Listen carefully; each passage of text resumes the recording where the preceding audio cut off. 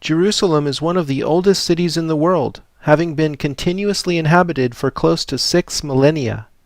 The old walled city that occupies an area of less than 1 square kilometer is sacred in Judaism, Christianity, and Islam.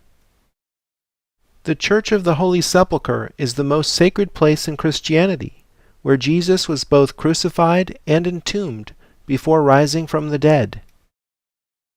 The site where Solomon's and Herod's temples were located is actively debated. The only thing the researchers seem to agree upon is that it was somewhere on the Temple Mount. Locating the temple precisely is a priority for Jews, because the rock of foundation within the temple's Holy of Holies is the most sacred place in Judaism.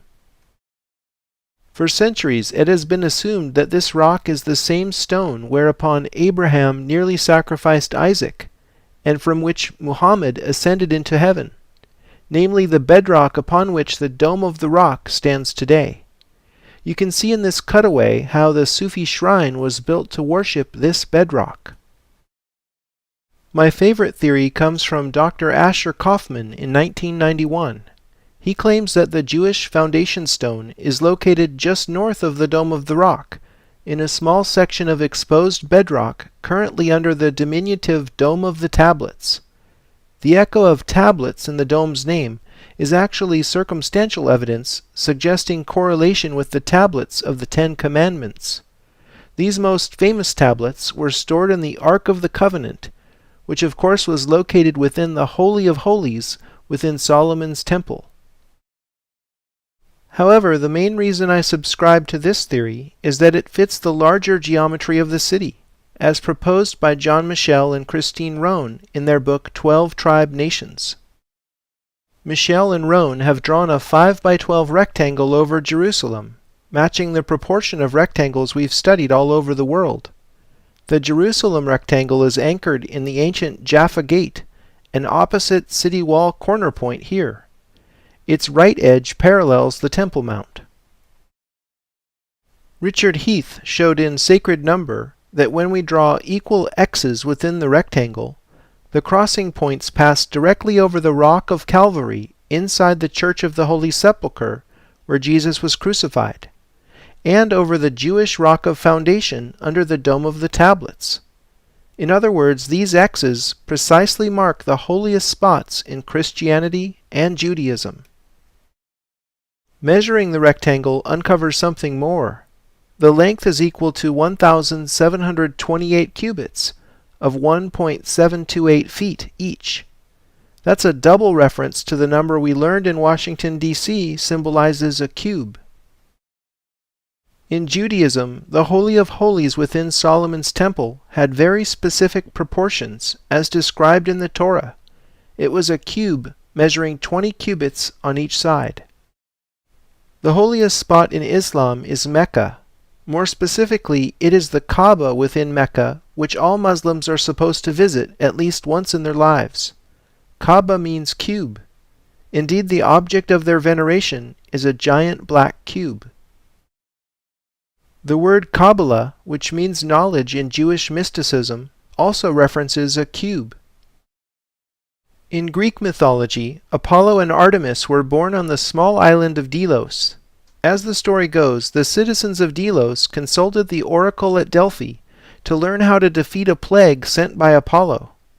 The oracle responded that they must double the volume of their cubic altar to Apollo. This rather difficult problem involving the cube root of 2 was known as the Delian problem in mathematics, which was later solved by the Pythagorean philosopher Archytas. Why are so many of the most important places symbolized by cubes? Recall that the cubit that measures Jerusalem is 1.728 English feet exactly. 1.728 is equal to 6 over 5 raised to the third power. I suggest you do the math to verify this is so. Come to think of it, the word cubit clearly comes from the word cube.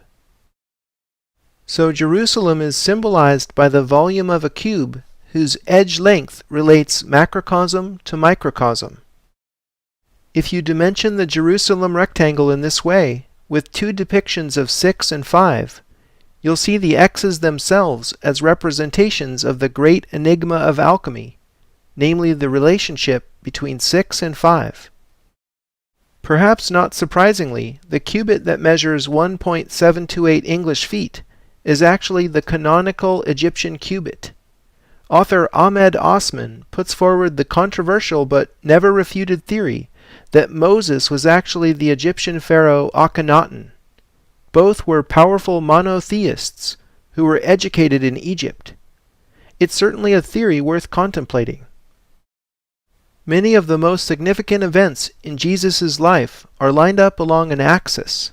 First of all, Jesus spent time teaching his disciples on the Mount of Olives.